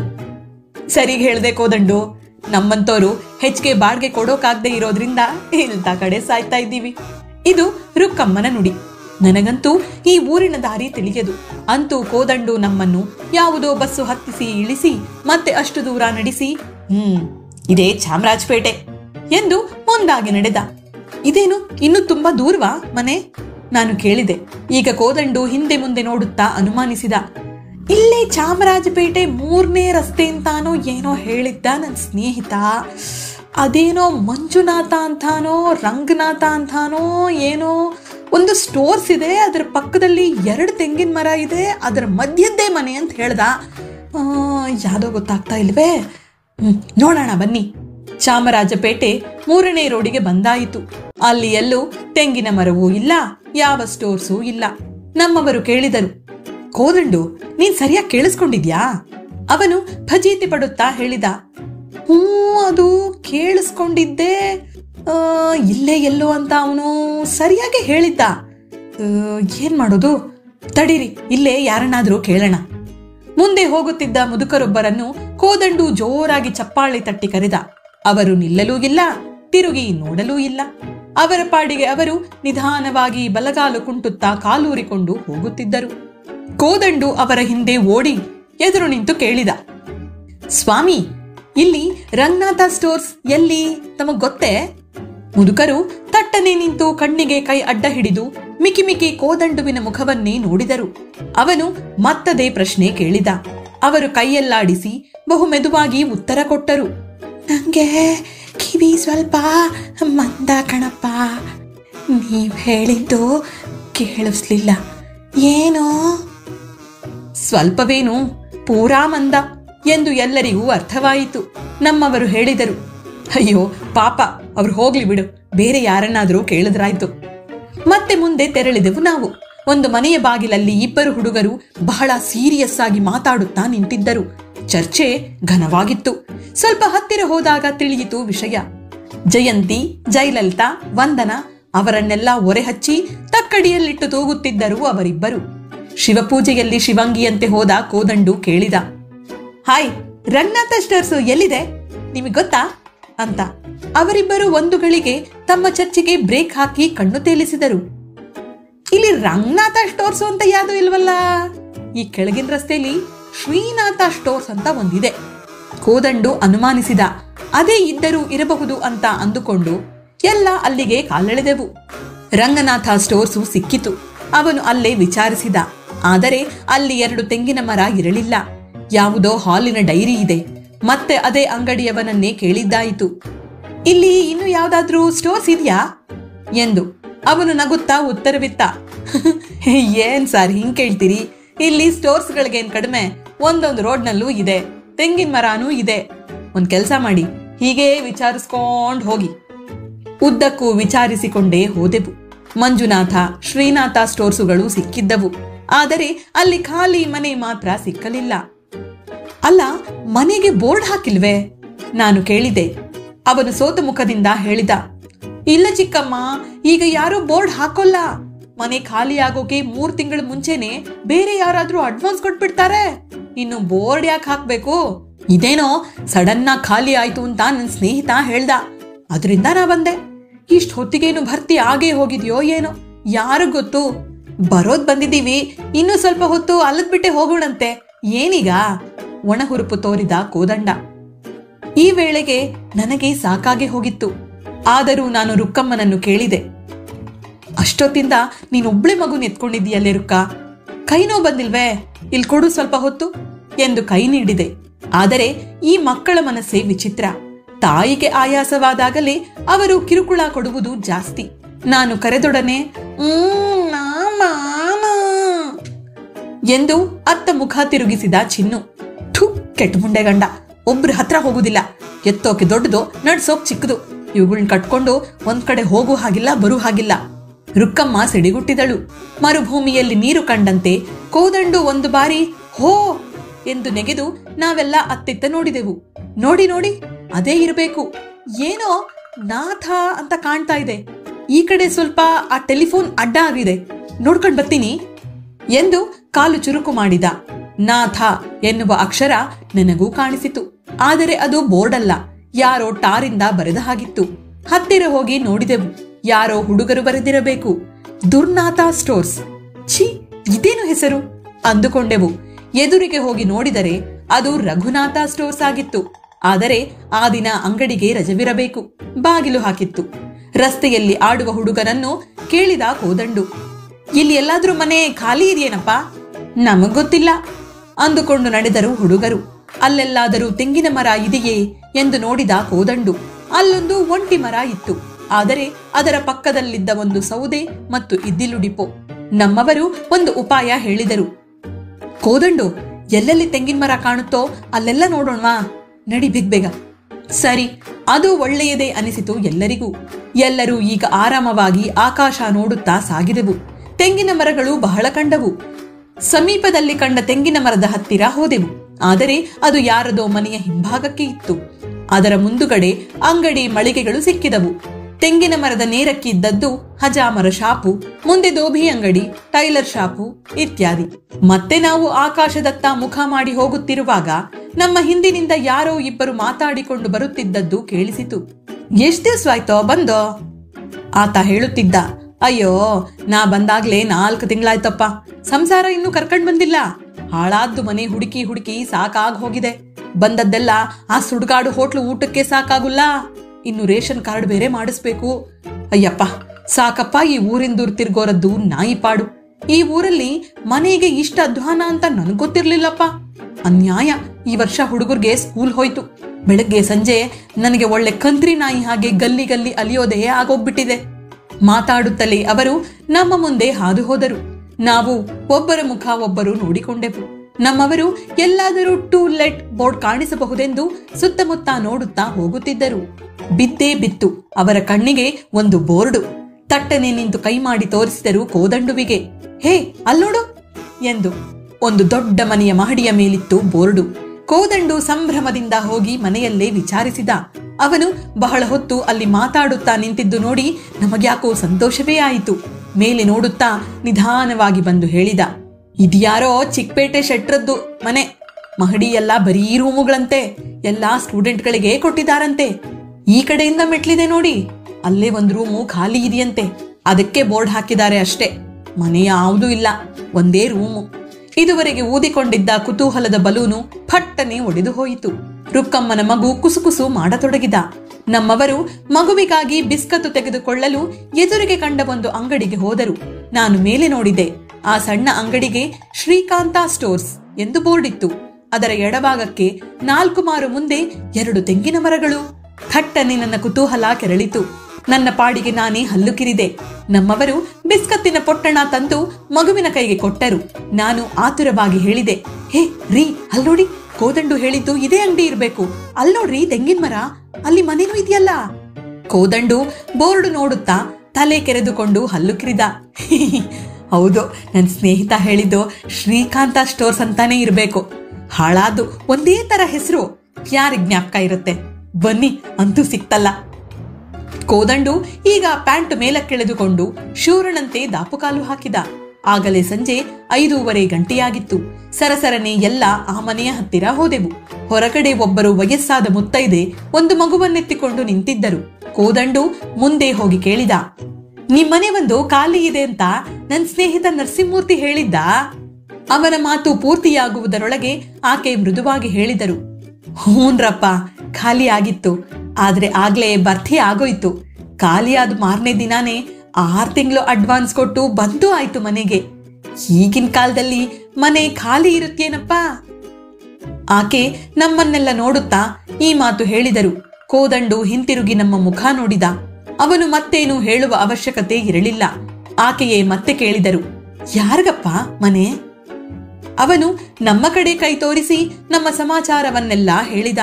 ಎಷ್ಟಾದರೂ ಆಕೆ ಗೃಹಿಣಿ. ನಮ್ಮ ಕಡೆ ನೋಡುತ್ತಾ ಕರೆದರು, ಬನ್ನಿಮ್ಮ ಒಳಗೆ ಬನ್ನಿ. ಸಂಜೆ ಹೊತ್ತು ಎಷ್ಟೊತ್ತಿಗೆ ಮನೆ ಬಿಟ್ಟಿದ್ದೋ ಏನೋ. ಕುಂಕುಮ ಇಟ್ಕೊಂಡು ಹೋಗಿರಂತೆ. ಒಂದ್ಗಳಿಗೆ ಸುಧಾರಿಸ್ಕೊಳ್ಳುರಂತೆ. ಪಾಪ, ಎಷ್ಟು ದೂರ ಬಂದಿದ್ದೀರೋ ಏನೋ ಎಂದು ನಮ್ಮವರ ಕಡೆ ತಿರುಗಿ, ನೀವು ಬನ್ನಿಪ್ಪ ಒಳಗೆ ಎಂದು ಹೇಳುತ್ತಾ ಒಳಗೆ ದಾಟಿದರು. ನಮಗೆಲ್ಲ ತಿರುಗಿ ತಿರುಗಿ ಕಾಲು ಸೋತಿತ್ತು. ಜೊತೆಗೆ ಭಯಂಕರ ನಿರಾಸೆಯೂ ಆಗಿತ್ತು. ಒಂದು ಗಳಿಗೆ ಕೂರೋಣ ಅನ್ನಿಸಿತ್ತು. ಯಾರ ಅಭಿಪ್ರಾಯವನ್ನು ಕೇಳದೆ ರುಕ್ಕಮ್ಮ ಎಲ್ಲರಿಗಿಂತ ಮೊದಲು ಅವರ ಮನೆಯ ಒಳಗೆ ಹೋದಳು. ಇವಳ್ಯಾಕೆ ಇಷ್ಟು ಅವಸರದಿಂದ ಒಳಗೆ ಹೋದಳು ಎಂದು ನನಗೆ ತಿಳಿಯಲಿಲ್ಲ. ನಾನು ಒಳಗೆ ಹೋದಾಗ ರುಕ್ಕಮ್ಮ ಮನೆಯಾಕೆಯ ಹತ್ತಿರ ಕೇಳುತ್ತಿದ್ದಳು, ಸ್ವಲ್ಪ ಬಚ್ಚಲ್ ಮನೆ ತೋರಿಸ್ತೀರಾ ಎಂದು. ರುಕ್ಕಮ್ಮ ಅಷ್ಟು ಅವಸರವಾಗಿ ಒಳಗೆ ಹೋದದ್ದು ಯಾಕೆಂದು ಆಗ ತಿಳಿಯಿತು. ನನಗೆ ನಗುವು ಬಂತು. ಆದರೆ ನಾನು ಸಹ ರುಕ್ಕಮ್ಮನ ಹಿಂದೆಯೇ ಹೋಗಬೇಕಾಗಿದ್ದುದರಿಂದ ನಗು ತಡೆದುಕೊಂಡು ಮನೆಯಾಕೆಯೊಡನೆ ಕೇಳಿದೆ, ಎಷ್ಟ್ ಮನೆ ಬಾಡಿಗೆ ಕೊಟ್ಟಿದ್ದೀರಿ? ಆಕೆ ರುಕ್ಕಮ್ಮನಿಗೆ ಬಚ್ಚಲು ಮನೆ ತೋರಿಸಲು ಹೋಗುತ್ತಲೇ ಹೇಳಿದರು. ಅಯ್ಯೋ, ಎಷ್ಟು ಇಲ್ಲಮ್ಮ, ಒಂದೇ ಮನೆ ಕಟ್ಟಿಸಿದಾಗ ಅದನ್ನ ಬಾಡಿಗೆ ಕೊಡೋ ಉದ್ದೇಶ ಇರ್ಲಿಲ್ಲ. ನಮ್ಮನೇಲಿ ಮನೆ ತುಂಬಾ ಜನ, ಗಂಡ್ಮಕ್ಳು, ಹೆಣ್ಮಕ್ಳು, ಸೊಸೆಯರು, ಅಳಿಯಂದ್ರು, ಮೊಮ್ಮಕ್ಳು ಎಲ್ಲ ಒಟ್ಟಿಗೆ ಬಂದ್ಬಿಟ್ರೆ ಈ ಮನೆ ನಮ್ಗೆ ಯಾವ ಮೂಲೆಗೂ ಸಾಲದು. ಈಗೇನೋ ಎಲ್ಲ ದೂರ ಇದ್ದಾರೆ. ಅಂತೂ ಒಬ್ಬರು ತಪ್ಪಿ ಒಬ್ರು ಬರ್ತಿರ್ತಾರೆ, ಹೋಗ್ತಿರ್ತಾರೆ. ಒಂದ್ ರಾಶಿ ಸಾಮಾನ್ ಬೇರೆ ನಮ್ಮ ಮನೇಲಿ. ಈಗೇನೋ ಯಾರು ಇಲ್ವಲ್ಲ ಅಂತ ಆ ಔಟ್ ಹೌಸ್ನ ಬಾಡಿಗೆ ಕೊಟ್ಟಿದ್ದೀವಿ. ವರ್ಷಕ್ಕೆ 1500 ರೂಪಾಯಿ ಕಟ್ಬೇಕಲ್ಲಮ್ಮ. ಮನೆ ಕಟ್ಟಿಸಿದ ಸಾಲಕ್ಕೆ ಏನೋ ಅಷ್ಟೋ ಇಷ್ಟೋ ಕೂಡ್ ಬರ್ಲಿ ಅಂತ ಮನೆ ಕೊಟ್ಟಿದ್ದೀವಿ ಅಷ್ಟೆ. ಮನೆ ಯಾವ ಕಡೆಗಿದೆ? ನಾನು ಆಚೀಚೆ ನೋಡಿ ಕೇಳಿದೆ. ನೋಡಿ, ಆ ಕಡೆ ಓಣಿಯಿಂದ ಓಡಾಡಕ್ಕೆ ಜಾಗ ಇದೆ. ಮನೆ ಹಿಂಭಾಗಕ್ಕೆ. ಹೆಚ್ಚಿಗೆ ಜನ ಇರೋರ್ಗೆ ಸಾಕಾಗುಲ್ಲ ಅನ್ನಿ. ಏನೋ ಒಂದ್ ಗಂಡ ಹೆಂಡತಿ 2 ಮಕ್ಳಿರ್ಬೋದು ಅಷ್ಟೆ. ಮನೆ ಚಿಕ್ಕದಾದ್ರೂ ಎಲ್ಲ ಅಚ್ಚುಕಟ್ಟಾಗಿ ಮಾಡ್ಸಿದೀನಿ. ನಾನೇ ನಿಂತ್ಕೊಂಡು ಒರಳು, ಬಚ್ಲು, ಚಿಮಣಿ ಎಲ್ಲ ಮಾಡ್ಸಿದೀನಿ. ಗಂಡಸರಿಗೆ ಅದೆಲ್ಲ ಏನ್ ತಿಳಿಯುತ್ತೆ ಹೇಳಿ? ಇಷ್ಟು ಹೊತ್ತಿಗೆ ರುಕ್ಕಮ್ಮ ನೀರು ಮನೆಯಿಂದ ಹೊರಗೆ ಬಂದಳು. ದೊಡ್ಡ ಯಾತನೆಯನ್ನು ಕಳೆದುಕೊಂಡಂತಿತ್ತು ಅವಳ ಮುಖ. ಈಗ ನನ್ನ ಸರದಿಯಾಯಿತು. ನಾನು ಕೈಕಾಲು ತೊಳೆದು ಬಂದೆ. ನಮಗೆ ಮನೆ ಸಿಗದಿದ್ದರೂ ಚಿಂತೆಯಿಲ್ಲ. ಅಂತೂ ಆ ಗಳಿಗೆಗೆ ಆ ಮನೆ ಸಿಕ್ಕಿದ್ದು ಅನುಕೂಲವಾಯಿತು. ನಾನು ಆಕೆಯ ಮುಂದೆ ನಮ್ಮ ಮನೆಯ ಪರದಾಟವನ್ನು ವಿವರಿಸಿದೆ. ಆಕೆ ಹಲ್ಲಿಯಂತೆ ಲೊಚಗುಟ್ಟಿ, ಕಷ್ಟ ಅಮ್ಮ, ಕಷ್ಟ. ಈಗಿನ ಕಾಲದಲ್ಲಿ ಮನೆ ಸಿಕ್ಕುವುದು ತುಂಬಾ ಕಷ್ಟ. ಸ್ವಂತ ಮನೆ ಇದ್ದೋರ್ಗೆ ಮತ್ತೂ ಕಷ್ಟ ಅಂತೀನಿ. ನಾವೀಗ ಕಟ್ಟಿಸ್ಕೊಂಡು ಅನುಭವಿಸ್ತಾ ಇದ್ದೀವಲ್ಲ. ನಾವೀ ಮನೆ ಕಟ್ಟಿಸ್ತಾ ಇದ್ದಾಗ ಪಟ್ಟು ಭವಣೆ ನಮ್ ಶತ್ರುಗಳಿಗೂ ಬ್ಯಾಡ. ಇದು ಕಟ್ಸಿ ಮುಗಿಯೋ ಹೊತ್ತಿಗೆ ನಮ್ಮ ಯಜಮಾನ್ರಂತೂ ಹೊಲ್ಲಿ ಹಾಗಾಗ್ಬಿಟ್ಟಿದ್ರು ಎಂದು ಆಕೆ ತೋರು ಬೆರಳನ್ನು ಅಲ್ಲಾಡಿಸಿ ತೋರಿಸಿದರು. ರುಕ್ಕಮ್ಮ ಅಲ್ಲಿಯೇ ಇದ್ದ ಗಡಿಯಾರದ ಕಡೆ ನೋಡಿದಳು. ಗಂಟೆ 6 ಕಾಲಾಗಿತ್ತು. ಈಗ ಅವಳಿಗೆ ಮನೆಯ ಕಡೆ ಗಮನ ಹರಿಯಿತು. ಆದರೆ ಮನೆಯಾಕೆ ಔಟ್ ಹೌಸ್ ಅನ್ನು ತೋರಿಸಲು ಹಿಂದುಗಡೆಗೆ ಕರೆದೊಯ್ದರು. ಆದರೆ ಮನೆಗೆ ಬೀಗ ಹಾಕಿತ್ತು. ನಾವು ಕೇಳುವ ಮೊದಲೇ ಆಕೆ ಹೇಳಿದರು, ಈಗ ಇಲ್ಲೇ ಎಲ್ಲೋ ಮಾರ್ಕೆಟ್ ಕಡೆಗೆ ಹೋಗಿರ್ಬೋದು. ಗಂಡ ಹೆಂಡತಿ 1 ಮಗು ಇದ್ದಾರೆ ಅಷ್ಟೇ. ಏನು ಹೆಚ್ಚಿಗೆ ಗದ್ಲ ಇಲ್ಲದ ಜನ. ಆ ಮಹಾರಾಯನಂತೂ ಗಟ್ಟಿಯಾಗಿ ಮಾತೇ ಆಡುಲ್ಲ. ಆ ಹುಡುಗಿನೂ ಒಳ್ಳೆಯೋಳೆ ಪಾಪ. ಇಲ್ಲೇ ಕಾಫಿ ಬೋರ್ಡ್ನಲ್ಲಿ ಕೆಲಸದಾಗಿದ್ದಾರಂತೆ ಆತ. ಮಧ್ಯೆ ಬಾಯಿ ಹಾಕಿದಳು ರುಕ್ಕಮ್ಮ. ಬಾಡಿಗೆ ಎಷ್ಟು ಈ ಮನೆಗೆ? ಆಕೆ ಒಪ್ಪವಾಗಿ ಹೇಳಿದರು. ಇದಕ್ಕೆ ಬಾಡಿಗೆ 60. ನೀರು, ದೀಪ, ಕಕ್ಕಸ್ ಗುಡ್ಸೋದು ಎಲ್ಲ ಸೇರಿ ಒಂದು 8 ರೂಪಾಯಿ ಆಗುತ್ತೇನ್ನಿ. ಅಯ್ಯೋ, ಸುಮ್ನೆ ನಾವು ಬಾಡ್ಗೆ ಅಂದ್ಕೊಳ್ಳೋದು. ಎಮ್ಮೆ ಬೆಣ್ಣೆ ಎಮ್ಮೆ ಕಣ್ಗೆ ಅಂತಾರಲ್ಲ ಹಾಗೆ. ಮೊನ್ನೆ ಎಲ್ಲ ರಿಪೇರಿ ಆಗಿತ್ತು.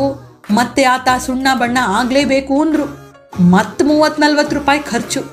ಏನ್ ಮಾಡ್ತೀರಿ? ಮಾಡಿಸ್ತೀರೋ ಬಿಡ್ತೀರೋ? ಇದೆಲ್ಲ ಯಾರಕ್ ಕಾಣುತ್ತೆ ಹೇಳಿ? ಸುಮ್ನೆ ಮನೆ ಬಾಡ್ಗೆ ಬರುತ್ತೆ ಅಂತ ಅಂದ್ಕೊಳ್ಳೋದೇ ಸೈ. ರುಕ್ಕಮ್ಮ ಆಕೆಯನ್ನು ಎಚ್ಚರಿಸಿದಳು. ನಾವಿನ್ ಬರೋಣ್ವೆ. ನೋಡಿ, ನಿಮ್ಮನೆ ಹುಡ್ಕೋಕೆ ಮಧ್ಯಾಹ್ನದಿಂದ ಒಂದೇ ಸಮ ತಿರ್ಗಿದೀವಿ. ಅಂತೂ ಸಿಕ್ತು ಅನ್ನಿ. ಭರ್ತಿ ಆಗಿದೆ ಅನ್ನೋದಾದ್ರೂ ತಿಳಿತಲ್ಲ. ಹೋಗ್ಲಿ, ಕುಂಕುಮ ಕೊಡ್ತೀರಾ? ಹೊರಡ್ತೀವಿ. ಆಕೆ ಒಳಗೆ ಬರುತ್ತಾ ಅಂದರು. ಬನ್ನಿಮ್ಮ ಪಾಪ, ನಿಮಗ್ ಹೊತ್ತಾಯ್ತೇನೋ? ಕುಂಕುಮ ಕೊಡ್ತೀನಿ.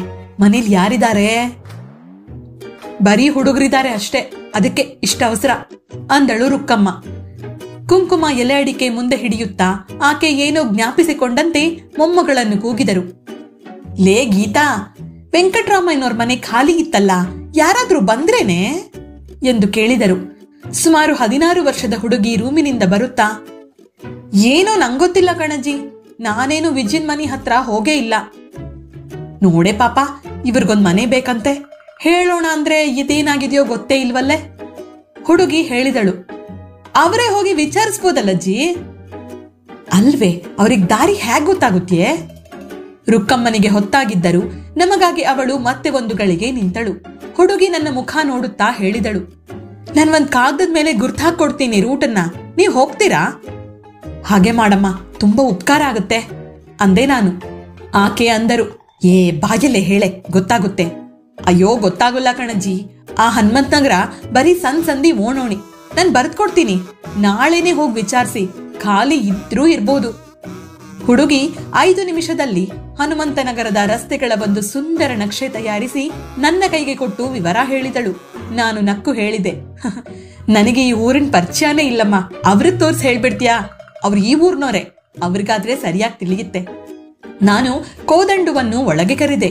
ಅವನು ಬಂದೊಡನೆ ಹುಡುಗಿ ಅವನಿಗೆ ನಕ್ಷೆಯನ್ನು ತೋರಿಸಿ ಸರಿಯಾಗಿ ಎಲ್ಲ ವಿವರಿಸಿದಳು. ಇಷ್ಟಾಗುವ ವೇಳೆಗೆ 7 ಗಂಟೆ ಮುಟ್ಟಿತು. ಮನೆಯವರಿಗೆಲ್ಲ ಧನ್ಯವಾದ ತಿಳಿಸಿ ನಾವು ಬಸ್ಸು ಕಾದು ಕಾದು ಸಾಕಾಗಿ ಕೊನೆಗೆ 2 ಆಟೋ ರಿಕ್ಷಾದಲ್ಲಿ ಮನೆ ಮುಟ್ಟುವ ವೇಳೆಗೆ ರಂಗಚ್ಚಿ ದೊಡ್ಡ ರಾಗ ತೆಗೆದು ಅಳುತ್ತಾ ಕುಳಿತಿದ್ದಳು. ಶಾರದೆ ಸ್ಟೋವ್ ಹೊತ್ತಿಸಿ ಅನ್ನಕ್ಕೆ ಇಟ್ಟಿದ್ದಳು. ಅಶ್ವತ್ಥ ಮಕ್ಕಳ ಹಾಸಿಗೆ ಸಿದ್ಧ ಮಾಡುತ್ತಿದ್ದ. ಒಳಗೆ ಕಾಲಿಡುತ್ತಿದ್ದಾಗಲೇ ಅಂಬಚ್ಚಿ ತಾಯಿಗೆ ಗದರಿಸಿಕೊಂಡಳು. ಏನಮ್ಮ, ಎಲ್ಗಾದ್ರೂ ಹೋಗೋದಾದ್ರೆ ಒಂದಿಷ್ಟು ಅನ್ನ ಮಾಡಿಟ್ಟು ಹೋಗ್ಬಾರ್ದಾ? ಈ ರಂಗಚ್ಚಿ ಸಂಜೆಯಿಂದ ಒಂದೇ ಸಮ ಹಸಿವು ಹಸಿವು ಅಂತ ಬಡ್ಕೋತಿದ್ದಾಳೆ. ತಲೆಯೆಲ್ಲ ಕೆಟ್ಟೋಯ್ತು. ಆ ಚೋಟುದ್ದ ಹುಡುಗಿಯ ಯಜಮಾನಿಕೆಯ ಮಾತು ಕೇಳಿ ಎಲ್ಲರಿಗೂ ನಗು ಬಂದಿತು. ರುಕ್ಕಮ್ಮ ಮತ್ತಷ್ಟು ಜೋರಾಗಿ ಗದರಿಸಿದಳು. ಸಾಕು ಬಾಯಿ ಮುಚ್ಚೆ ಕತ್ತೆ ರಂಡೆ, ಮಹಾ ಯಜಮಾನಿಕೆ ನಿಂಗೆ. ನಂಗೆ ಅತ್ತೆ ಇಲ್ಲ ಅಂತ ನೀನೇ ಆಗಿದ್ದೀಯೇನೋ ನಮ್ಮತ್ತೆ. ಅವಳಿಗೇನಾಗಿದೆ? 3 ಸಂಜೆ ಹೊತ್ತಿಗೆ ತಿನ್ನೋಕೆ ಅವಸರ? ರಂಗಚ್ಚಿಯ ರಾಗ ನಿಂತಿತ್ತು. ಕೋದಂಡು ಕುಳಿತು ಸುಧಾರಿಸಿಕೊಂಡು ಅಶ್ವತ್ಥನಿಗೆ ನಡೆದದ್ದನ್ನ ಸಂಕ್ಷಿಪ್ತದಲ್ಲಿ ಹೇಳಿದ. ಮತ್ತೆ ಮರುದಿನ ಮನೆ ಹುಡುಕಲು ಮೊದಲು ಬಸವನಗುಡಿಗೆ ಹೋಗುವುದೋ ಹನುಮಂತನಗರಕ್ಕೆ ಹೋಗುವುದೋ ಎಂಬ ಬಗ್ಗೆ ಚರ್ಚೆಯಾಯಿತು. ಕೋದಂಡು ಹೇಳಿದ, ಒಂದ್ ಕೆಲಸ ಮಾಡಿ ಚಿಕ್ಕಮ್ಮ, ಬೆಳಗ್ಗೆ ಎದ್ದೋರೆ ಸ್ನಾನ ಮಾಡ್ಕೊಂಡು ಸೀದಾ ನಮ್ಮನೆಗೆ ಬಂದ್ಬಿಡಿ. ನಾಳೆ ಹೇಗೂ ಭಾನುವಾರ, ಬೆಳಿಗ್ಗೆ ಮೊದಲು ಬಸವನಗುಡಿ ಮನೆ ನೋಡ್ಕೊಂಡು ಮಧ್ಯಾಹ್ನ ನಮ್ಮನೇಲಿ ಊಟ ಮಾಡ್ಕೊಂಡು ಬಂದ್ರಾಯ್ತು, ಆಗುಲ್ವೇ? ರುಕ್ಕಮ್ಮ ನಡುವೆ ಮಾತಾಡಿದಳು. ಅಯ್ಯೋ ಮಾರಾಯ, ನಿನ್ ಹೆಂಡತಿಗೆ ಮುಟ್ಟಿನ ದಿನವೋ ಎಂತೋ ಏನೋ ಕಾಣೆ. ನೀನ್ ದೊಡ್ಡದಾಗಿ ಇವ್ರನ್ನ ಊಟಕ್ಕೆ ಕರ್ಕೊಂಡು ಹೋಗು. ನಿನ್ ಹೆಂಡತಿ ಪುಸಕ್ಕಂತ ಮೂಲೆಯಲ್ಲಿ ಕೂತ್ಬಿಡ್ಲಿ, ಆಮೇಲೆ ಚಿಕ್ಕಮ್ಮ ಸೆರಗ್ ಸಿಗಿಸ್ಬೇಕಾಗತ್ತೆ. ಕೋದಂಡು ಹುಬ್ಬು ಹಾರಿಸಿದ. ಓ, ಏನ್ ರುಕ್ಕಮ್ಮಂತೆ ಹಿಂಗಂತೀರಿ? ನಂಗೇನ್ ಅಡಿಗೆ ಮಾಡೋಕ್ ಬರುಲ್ಲ ಅಂತ ತಿಳ್ಕೊಂಡಿದ್ದೀರಾ? ಅವಳು ಮುಟ್ಟಾದಾಗೆಲ್ಲ ಯಾರ್ ಅಡಿಗೆ ಮಾಡೋರು ಅಂತ ತಿಳ್ಕೊಂಡಿದ್ದೀರಿ? ಫಸ್ಟ್ ಕ್ಲಾಸ್ ಆಗಿ ಅಡಿಗೆ ಮಾಡ್ತೀನಿ. ನಳಪಾಕ. ನಿನ್ ನಳಪಾಕ ನಾನು ಉಂಡಿದ್ದೀನಿ ಬಿಡು. ಒಂದ್ ಹುಳಿಯನ್ನ ಮಾಡಿ ತಂದ್ಕೊಟ್ಟಿದ್ಯಲ್ಲ, 1 ರಾಶಿ ಮೆಣಸಿನಕಾಳು ಹಾಕಿ ಕಣ್ಣು ಮೂಗೆಲ್ಲ ನೀರ್ ಸುರಿಯೋ ಅಷ್ಟು. ಅಷ್ಟರಲ್ಲಿ ನಮ್ಮವರು ಹೇಳಿದರು, ಸದ್ಯ ಅದ್ ಹೇಗಾದ್ರೂ ಇರ್ಲಿ, ಅವನು ನಮ್ಗೊಂದ್ ಒಳ್ಳೆ ಮನೆ ಹುಡುಕೊಟ್ರೆ ಪಂಚಭಕ್ಷ ಪರಮಾನ್ನ ಮಾಡಿ ಬಡಿಸಿದಷ್ಟೇ ಪುಣ್ಯ ಬರುತ್ತೆ. ಸ್ವಲ್ಪ ಚರ್ಚೆಯ ನಂತರ ಬೆಳಗ್ಗೆ ಕೋದಂಡು ಮನೆಗೆ ಹೋಗುವುದೆಂದು ಇತ್ಯರ್ಥವಾಯಿತು. ರುಕ್ಕಮ್ಮ ಮಾಡಿಕೊಟ್ಟ ಕಾಫಿ ಕುಡಿದು ಕೋದಂಡು ಹೊರಟ. ಮರುದಿನ ಬೆಳಗ್ಗೆ 7 ಗಂಟೆಗೆಲ್ಲ ನಾವು ಸ್ನಾನ ಗೀನ ಮುಗಿಸಿಕೊಂಡು ಹೊರಟೆವು. ಭಾನುವಾರವೆಂದು ರುಕ್ಕಮ್ಮ ಬೆಳಗ್ಗೆ ತಿಂಡಿ ಮಾಡಿದ್ದಳು. ನೀವಿನ್ನು ಎಲ್ಲೆ ಅಲಿಬೇಕೋ, ಹೊಟ್ಟೆ ತುಂಬಾ ತಿಂಡಿ ತಿನ್ಕೊಂಡು ಹೋಗಿ ಚಿಕ್ಕಮ್ಮ. ಚಪಾತಿ ತಿನ್ನಿಸಿದಳು. ಬೆಳಗಿನ 7 ಗಂಟೆಗೆ ತಿಂಡಿ ತಿನ್ನುವುದು ಬಲು ಕಷ್ಟ. ಅಂತೂ ಸಂಕಟ ಪಡುತ್ತಾ ತಿಂಡಿ ತಿಂದು ಹೊರಟಾಯಿತು. ನಮ್ಮವರಿಗೆ ಕೋದಂಡು ಮನೆ ಗೊತ್ತಿದ್ದರಿಂದ ಬಸ್ಸಿಗೆ ಕಾಯದೆ ಒಂದು ಆಟೋ ರಿಕ್ಷಾ ಹಿಡಿದು ಅವನ ಮನೆ ತಲುಪಿದೆವು. ಕೋದಂಡು ಮನೆ ರುಕ್ಕಮ್ಮನ ಮನೆಗಿಂತ ಚಿಕ್ಕದು, ಆದರೆ ವಠಾರ ಶುಭ್ರವಾಗಿದೆ. 6 ಮನೆಯ ವಠಾರ, ಎಲ್ಲಾ ತಾರಸಿ ಮನೆಗಳೇ, ಪುಟ್ಟ ಪುಟ್ಟ ಸಂಸಾರಗಳು. ಸ್ವಲ್ಪ ನಾಗರಿಕತೆಯೂ ಅಲ್ಲಿ ಇತ್ತು. ಎಲ್ಲ ಮನೆಗಳಲ್ಲೂ ರೇಡಿಯೋ ತಿರುಗಿಸಿದ್ದರಿಂದ ತಲೆನೋವು ಬರುವಷ್ಟು ಶಬ್ದ ಹೆಚ್ಚಾಗಿತ್ತು. ನಾವು ಹೋಗುವ ವೇಳೆಗಾಗಲೇ ಅವರಿಬ್ಬರದ್ದು ಸ್ನಾನವಾಗಿ ಲಕ್ಷ್ಮಿ ಕಾಫಿ ತಿಂಡಿ ಮಾಡಿಟ್ಟುಕೊಂಡು ಕಾಯುತ್ತಿದ್ದಳು. ಹುಡುಗಿ ನೋಡುವುದಕ್ಕೆ ಹೊಟ್ಟಿನ ಮೂಟೆಯಂತಿದ್ದರೂ ಚುರುಕಾಗಿ ಓಡಾಡುತ್ತಿದ್ದಳು. ನಮ್ಮನ್ನು ಕಂಡೊಡನೆ ಕಣ್ಣು ಕಿರಿದಾಗುವಷ್ಟು ನಕ್ಕು ಬನ್ನಿ ಬನ್ನಿ ಎಂದು ಅಡಿಗೆ ಮನೆಯಲ್ಲಿ ನನಗೆ ಚಾಪೆ ಹಾಕಿದಳು. ಹಾಲ್ ಎಂಬುದು ತೀರಾ ಚಿಕ್ಕದು. ಅಲ್ಲಿ 2 ಕುರ್ಚಿ, 1 ಟೇಬಲ್. ಟೇಬಲ್ನ ಮೇಲೆ ರೇಡಿಯೋ, ಒಂದು ಮೂಲೆಯಲ್ಲಿ ಬೂಟ್ಸು, ಚಪ್ಪಲಿ. ಇಷ್ಟೇ. ರೂಮಿನಲ್ಲಿ 2 ಹಾಸಿಗೆ, 2 ಪೆಟ್ಟಿಗೆ. ಆಯ್ತು, ಅಡಿಗೆ ಮನೆ ಲಕ್ಷ್ಮಿ ಒಬ್ಬಳಿಗೆ ಸರಿ. ನಾವು ಹೋದಾಗ ಕೋದಂಡು ಬರೀ ಡ್ರಾಯರ್, ನೆಟ್ ಬನಿಯನ್ ಹಾಕಿಕೊಂಡು ಓಡಾಡುತ್ತಿದ್ದವನು ನಮ್ಮನ್ನು ಕಂಡು ಬೇಗ ಬೇಗ ಪ್ಯಾಂಟು ಧರಿಸಿದ. ನಾನು ಮನೆಯನ್ನೆಲ್ಲ ನೋಡುತ್ತಾ ಕೇಳಿದೆ, ಇದಕ್ಕೆ ಎಷ್ಟು ಬಾಡಿಗೆ ಕೊಡ್ತೀರಿ? 50 ಎಂದಳು ಲಕ್ಷ್ಮಿ. 50 ಎಂದೆ ನಾನು ಆಶ್ಚರ್ಯದಿಂದ. ನಾವಿನ್ನು 50 ರೂನ ಮನೆ ಹುಡುಕೋದರಲ್ಲಿ ಅರ್ಥವಿಲ್ಲ ಅನ್ನಿಸಿತು. ಹಿಂದಿನ ದಿನ 60 ರೂಪಾಯಿನ ಮನೆ ತೋರಿಸಿದ್ದರು. ಆ ಮನೆ ಯಾಕೆ? ಅದಕ್ಕೆ ಹಂಚೂ ಅಲ್ಲ, ತಾರಸಿಯೂ ಅಲ್ಲ, ಕಲ್ನಾರು ಶೀಟಿನ ಮನೆ ಅದಾಗಿತ್ತು. ಇದಕ್ಕಿಂತ ಚೂರು ದೊಡ್ಡದಿರಬಹುದು. ಇದು ತಾರಸಿ ಮನೆ. ಮನೆಯ ಬಾಗಿಲಲ್ಲೇ ನಲ್ಲಿ ಇದೆ. ನೀರಿಗಂತೂ ತೊಂದರೆ ಇರಲಾರದು. ಲಕ್ಷ್ಮಿ ಆಗಲೇ ಬಿಸಿ ಬಿಸಿ ಅವರೆಕಾಳಿನ ಉಪ್ಪಿಟ್ಟು ಹೊಳೆಯುವ ಸ್ಟೀಲಿನ ತಟ್ಟೆಯಲ್ಲಿ ತಂದಿಟ್ಟು ಮರಳು ಮರಳು ತುಪ್ಪ ಹಾಕಿದಳು. ನಿಜವಾಗಿ ಹೇಳುವುದಾದರೆ ಆಗ ನಾನು ತಿನ್ನುವ ಸ್ಥಿತಿಯಲ್ಲಿಯೇ ಇರಲಿಲ್ಲ. ರುಕ್ಕಮ್ಮನ ಚಪಾತಿ ಹೊಟ್ಟೆಯಲ್ಲಿ ಕುಳಿತು ಹಿಂಸೆ ಮಾಡುತ್ತಿತ್ತು. ಆದರೆ ಆ ಉಪ್ಪಿಟ್ಟಿನ ವಾಸನೆ, ಅದರ ಮಾದರಿ ನೋಡಿದರೆ ಬಿಡಲು ಮನಸ್ಸೇ ಇಲ್ಲ. ಇದ್ದ ಸಂಗತಿ ಹೇಳಿದೆ ಲಕ್ಷ್ಮಿಗೆ. ಈಗ ತಾನೇ ಚಪಾತಿ ತಿಂದು ಬಂದಿದ್ದು, ಅಭ್ಯಾಸ ಇಲ್ಲದೆ ಬೆಳಗಿನ ಹೊತ್ತು ತಿಂಡಿ ತಿಂದ್ರೆ ಏನೋ ಮುಜುಗ್ರ. ಇಷ್ಟೊಂದು ಬ್ಯಾಡಮ್ಮ, ಸ್ವಲ್ಪ ಕೊಡು ಸಾಕು. ಕೋದಂಡು ಬಂದು ನಿಂತ. ನಿಮಗ್ ಗೊತ್ತಿಲ್ಲ ಚಿಕ್ಕಮ್ಮ, ಇದು ಬರೀ ಅವರೆಕಾಳು ಉಪ್ಪಿಟ್ಟಲ್ಲ, ಹಿದ್ಗಿದವರೆಕಾಳು. ಬಾಯಿಗಿಟ್ ನೋಡಿ ನಮ್ ಲಕ್ಷ್ಮಿ ನೋಡೋಕೆ ದುಡ್ಮಿ ಆದ್ರೂ ತಿಂಡಿ ಅಡಿಗೆ ಸಖತ್ತಾಗಿ ಮಾಡ್ತಾಳೆ. ತಗೊಳ್ಳಿ, ಪರವಾಗಿಲ್ಲ. ಮಧ್ಯಾಹ್ನದ ಊಟ ಅದೆಷ್ಟೊತ್ತಾಗುತ್ತೋ ಏನೋ. ನನಗೆ ಲಕ್ಷ್ಮಿಯ ಬಗ್ಗೆ ಛೇ ಪಾಪ ಅನಿಸಿತು. ಆದರೆ ಅವಳು ಗಂಡನ ಮಾತಿಗೆ ಬೇಸರಗೊಳ್ಳದೆ ಗೋಡೆಯ ಮರೆಗೆ ನಿಂತು ಮುಸಿ ಮುಸಿ ನಗುತ್ತಿದ್ದಳು. ಕೋದಂಡುವನ್ನು ನಾನು ಈಗಲೇ ನೋಡಿದ್ದು, ಹತ್ತಿರದ ಬಳಗ ಎಂದು ಮಾತ್ರ ಗೊತ್ತು. ಅವನೇನೋ ನನ್ನನ್ನು ರುಕ್ಕಮ್ಮನಂತೆ ಚಿಕ್ಕಮ್ಮ ಎಂಬ ವರಸೆಯಿಂದಲೇ ಕರೆದ. ಆದರೆ ನಾನು ಆತನನ್ನು ಏಕವಚನದಲ್ಲಿ ಕರೆಯಬೇಕೋ ಬಹುವಚನದಲ್ಲಿ ಕರೆಯಬೇಕೋ ತಿಳಿಯಲೊಲ್ಲದು. ಹೇಗಾದರೂ ಆಗಲಿ ಎಂದು ಬಹುವಚನದಲ್ಲೇ ಹೇಳಿದೆ. ಛೇಛೆ, ಯಾಕೆ ಹಾಗಂತೀರಿ ಆಕೆನಾ? ನೀವು ತೀರಾ ಸಣ್ಕಿದ್ದೀರಲ್ಲ, ನಿಮ್ಮನ್ನು ಹಾಸ್ಯ ಮಾಡ್ಬೋದಲ್ಲ. ತಕ್ಷಣ ಕೋದಂಡು ನನ್ನನ್ನು ಎಚ್ಚರಿಸಿದ. ಅಯ್ಯೋ ರಾಮ, ನೀವ್ ನನ್ನ ಹೀಗ್ ಕರಿಬಾರ್ದು ಚಿಕ್ಕಮ್ಮ, ನಾನ್ ನಿಮ್ಗಿಂತ ತುಂಬಾ ಚಿಕ್ಕೋನು. ಅದು ಅಲ್ಲದೆ ನಿಮ್ಗೆ ಮಗನವಾವೇ ಬರುತ್ತೆ, ನಮಗ್ಯಾಕೆ ಬಹುವಚನ? ನಮ್ಮವರು ಹೇಳಿದರು. ಉಪ್ಪಿಟ್ಟು ತುಂಬಾ ಚೆನ್ನಾಗಿದೆ, ಬೇಗ ಬೇಗ ತಿನ್ನು, ಇನ್ನೂ ಇದೆ ಅಲ್ದಾಟ. ನಾನು ತಟ್ಟೆಗೆ ಕೈ ಹಾಕಿದೆ. ಕೋದಂಡು ಹೇಳಿದ, ಚಿಕ್ಕಮ್ಮ, ನಾನು ಸಣಕ್ಲಾ ಅಂತ ಕರೀರಿ ಚಿಕ್ಕಮ್ಮ, ಪರವಾಗಿಲ್ಲ. ನಾನ್ ಸೋಣಕ್ಲಾ, ಅವಳು ಡುಮ್ಮಕ್ಕ. ಬ್ರಹ್ಮ ಹ್ಯಾಗ್ ಗಂಟ್ ಹಾಕಿದಾನ್ ನೋಡಿ ಜೋಡಿನ. ಅದಕ್ಕೂ ಕಿಸಿ ಕಿಸಿ ನಕ್ಕಳು ಲಕ್ಷ್ಮಿ. ಏನಾದ್ರೂ ಒಳ್ಳೆ ಹುಡುಗಿ ಅಂದುಕೊಂಡೆ ಮನದಲ್ಲೇ. ಸೊಗಸಾದ ಕಾಫಿ ಕೊಟ್ಟಳು ಲಕ್ಷ್ಮಿ. ನೀನು ತಗೊಳ್ಳಮ್ಮ ಲಕ್ಷ್ಮಿ ಅಂದೆ ನಾನು. ಅವಳು ಕತ್ತು ಓರೆ ಮಾಡಿ ಅಂದಳು, ನಂಗೆ ಇಷ್ಟು ಮುಂಚೆ ತಿಂಡಿ ಸೇರಲ್ಲ, ಆಮೇಲೆ ತಿಂತೀನಿ, ಇನ್ನೂ ಬೇಕಾದಷ್ಟಿದೆ ಉಪ್ಪಿಟ್ಟು. ಕೋದಂಡು ತೇಗುತ್ತಾ ಹೇಳಿದ, ಓ, ತಿನ್ನೋ ವಿಷಯಕ್ಕೆ ಅವಳದೇನು ದಾಕ್ಷಿಣ್ಯ ಇಲ್ಲ ಚಿಕ್ಕಮ್ಮ, ಅವಳನ್ನ ನೋಡಿದ್ರೆ ಗೊತ್ತಾಗುಲ್ವೇ? ನಾನು ಹೇಳುತ್ತಾ ಹೇಳಿದೆ, ಅದನ್ ಮಾತ್ರ ನಾನು ಒಪ್ಪೋಲ್ಲಪ್ಪ. ಬರೀ ಗಾಳಿ ಮೈ ಅವಳದ್ದು. ದಪ್ಪಕ್ಕಿರೋರು ಯಾವಾಗ್ಲೂ ತಿನ್ನುಲ್ಲ, ಹಾಗ್ ನೋಡಿದ್ರೆ ಸಣ್ಣಕ್ಕಿರೋರೆ ಜಾಸ್ತಿ ತಿನ್ನೋದು. ಅವನು ಅಡುಗೆ ಮನೆಗೆ ತಲೆ ಹಾಕಿ ಕೇಳಿದ, ನಾವ್ ಹೋಗ್ಬಿಟ್ಟು ಬರ್ತೀವಿ ಕಣೆ, ನಿಧಾನವಾಗಿ ಅಡಿಗೆ ಮಾಡು, ಪರವಾಗಿಲ್ಲ. ಏನ್ ಮಾಡ್ತಿ ಅಡಿಗೆ? ಸ್ವಲ್ಪ ನಾಚಿ ಅಂದಳು ಲಕ್ಷ್ಮಿ. ಹಿತ್ಕವ್ರೆ ಬೇಳೆ ಇನ್ನೂ ಇದೆ, ಹಿತ್ಕವ್ರೆ ಬೇಳೆ ತೊವ್ವೆ, ಟೊಮೆಟೊ ಬಜ್ಜಿ, ಸಾರು. ಹ್ಞೂ ಸರಿ, ಒಂದಿಷ್ಟು ಸಂಡಿಗೆ ಪಂಡಿಗೆ ಏನಾದ್ರೂ ಕರಿ, ಚೆನ್ನಾಗಿರುತ್ತೆ ಎಂದ ಕೋದಂಡು. ನಮ್ಮವರು ಹೊರಗೆ ಕಾಲಿಡುತ್ತಾ ಅಂದರು, ಇದೇನ್ ಕೋದಂಡು, ನಾವು ನಿಮ್ಮನೆ ಒಳಗೆ ಕಾಲಿಡುವಾಗ್ಲಿ ನಮ್ಗೆ ಔತಣ ಮಾಡ್ತೀಯೇನ್ ನೀನು? ನಾವಿನ್ನು ಈ ಊರಲ್ಲೇ ಇರೋದು. ನಾನು ಲಕ್ಷ್ಮಿಗೆ ಹೇಳಿ ಹೊರಟೆ. ಅವಳು ಮೆಲ್ಲನಂದಳು, ಅಯ್ಯೋ ಚಿಕ್ಕಪ್ಪ, ಸಂಡಿಗೆ ಕರೆದ್ರೆ ಔತಣ ಆಯ್ತಾ? ಊಟಕ್ಕಿಲ್ಲಿಗೆ ಬನ್ನಿ. ಆಗ್ಲಿ ಎಂದುಕೊಂಡು ನಾವು ಹೊರಟೆವು. ಕೋದಂಡು ಮನೆಯಿಂದ ಬಹಳ ದೂರವಿರಲಿಲ್ಲ. ನಾವು ನೋಡಬೇಕಾದ ಮನೆ ಬೇಗನೆ ಸಿಕ್ಕಿತು. ಗೇಟಿನೊಳಗೆ ಕಾಲಿಡುವಾಗಲೇ ನನಗೆ ಹೆದರಿಕೆಯಾಯಿತು. ದೊಡ್ಡ ಕಾಂಪೌಂಡ್ನೊಳಗೆ ಲಕ್ಷಣವಾದ ಗಾರ್ಡನ್, ಕಳಕಳ ಎನ್ನುವ ಬಂಗಲೆ. ಔಟ್ ಹೌಸ್ಗೆ ಹೋಗಲು ಒಂದು ಬದಿಯಿಂದ ದಾರಿ ಮಾಡಿದ್ದಾರೆ. ನಾನು ಅವರು ಹಿಂದೆ ನಿಂತುಕೊಂಡೆವು. ಕೋದಂಡು ಮೆಲ್ಲನೆ ಕೈ ಉಜ್ಜುತ್ತಾ ನಿಧಾನವಾಗಿ ಹೋಗಿ ಬಾಗಿಲಲ್ಲಿ ಬಗ್ಗಿ ನೋಡಿದ. ಅವರ ಮನೆಯ ಆಲ್ಸೇಷಿಯನ್ ನಾಯಿ ಘೌ ಘೌ ಅಂದಿತು. ಅವನು ಹಿಂದೆ ಸರಿದು ನಿಂತ. ಸ್ವಲ್ಪ ಹೊತ್ತಿನಲ್ಲಿಯೇ ಸ್ವಲ್ಪ ವಯಸ್ಸಾದ ಗಂಡಸರೊಬ್ಬರು ಓದುತ್ತಿದ್ದ ಪತ್ರಿಕೆ ಕೈಯಲ್ಲೇ ಹಿಡಿದು ಹೊರಬಂದು, ಯಾರಪ್ಪ ಎಂದರು. ಕೋದಂಡು ಮೆಲ್ಲಗೆ ಕೇಳಿದ, ಅದೇ ತಮ್ಮನೆ ಖಾಲಿ ಇದೆ ಅಂತ. ಆತ ಕನ್ನಡಕವನ್ನು ತೆಗೆದು ಕೈಲಿ ಹಿಡಿದು ನಮ್ಮ ಕಡೆ ನೋಡುತ್ತಾ, ಯಾರಿಗೆ ಸಾರ್ ಮನೆ ಎಂದು ಕೇಳಿದರು. ಕೋದಂಡು ನಮ್ಮವರನ್ನು ಕರೆದ. ನಾನು ಅಲ್ಲೇ ನಿಂತಿದ್ದೆ. ನಮ್ಮವರು ಹೋಗಿ ಆತನ ಹತ್ತಿರ ಏನೋ ಮಾತಾಡಿದರು. ಆತ ಮೆಲ್ಲಗೆ ಒಳಗೆ ಹೋಗಿ ಒಂದು ಬೀಗದ ಕೈ ತಂದು ಕೊಟ್ಟು ಬಲಗಡೆಗೆ ಕೈ ತೋರಿಸುತ್ತಾ ಹೇಳಿದ, ಹೋಗಿ ಈ ಕಡೆಯಿಂದ ನೋಡ್ಕೊಂಡ್ ಬನ್ನಿ ಮನೇನ ಎನ್ನುತ್ತಾ ನನ್ನ ಕಡೆ ನೋಡಿ, ಬನ್ನಿ ತಾಯಿ, ನೀವು ಹೋಗಿ ನೋಡಿ ಎಂದರು. ನಾನು ಇವರನ್ನು ಹಿಂಬಾಲಿಸಿದೆ. ಮುಂದಿನ ದೊಡ್ಡ ಮನೆಗೂ ಹಿಂದಿನ ಮನೆಗೂ ಸಂಪರ್ಕವೇ ಇಲ್ಲ. ಯಾರೋ ರಿಟೈರ್ಡ್ ಆಫೀಸರ್ ಮನೆ ಅದು.